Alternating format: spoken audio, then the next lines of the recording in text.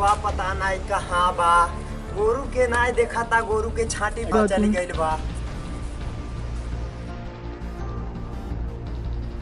छगड़िया नाई ने लेके गई बा चरावे। ए बाबू ए लुटौना आवे रे, हमारे चिरकुटवा के कहीं देखले है? अरे उ ससुरा ने छगड़िया छोड़ के पोखरवा मछली मारता। छगड़िया छोड़ के कहाँ बा रे उ? अरे हरे जामा काम धंधा नाई लौकला घर के, हर दिन भर देखिला घूमते रहाला। अरे पोखरवा किनारवा होई बैठा देखा था कहाँ बाना ससुर के नाती, कोनो काम धंधा ना लौकला।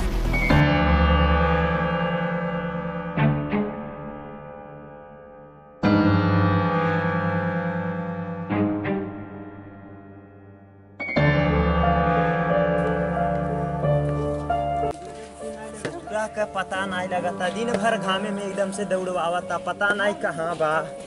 अरे दादा रे गोड़ दुखाए लगल, पता नहीं ससुरा कहाँ बा। अरे दादा रे पता नहीं कौने कोर गइल बा छगड़ी छोड़ के, कहीं दिखाइयो नहीं देता। तेरी यादों को दिल से भुला दूंगा, तेरी यादों को दिल से भुला दूंगा, याद आऊंगा इतना के रुला दूंगा।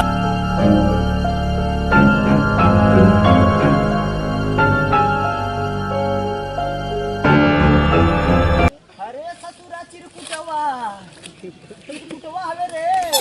अरे ससुरा त नाही, छगड़ी छोड़ के हम मछली मारे आई हवे।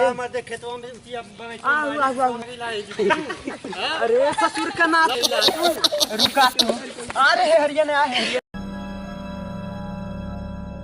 आवा नहीं तो मार के ही डंडा से गाड़ी पर का खाल छोड़ा देते। आवा तू वहीं आ जा।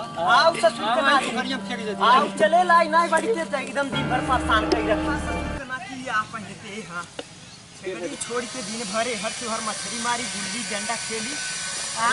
ससुरा छगड़िया कहाँ बा? छगड़िया नहरिया बाई संजय भैया चरावत हम। तो ते का करते रे? पोखरी मारा की कन्हैया भैया भूजत हम।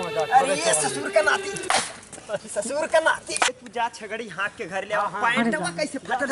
ये सब फाड़ गेल। तू मछरिये मरवा का करी, जब रोज लमका खिए बाद मछली नहीं मारब। अरे ससुर कवन ची तू के लमका लमका खियाइला, हम का खाइला?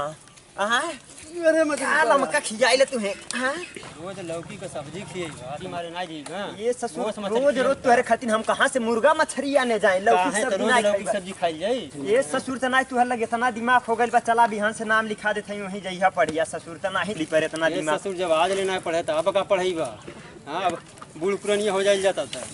जो पहले जल्दी जल्द से जल्द सब्सक्राइब करें और नए नए डीजे सॉन्ग और वीडियो को सबसे पहले देखें।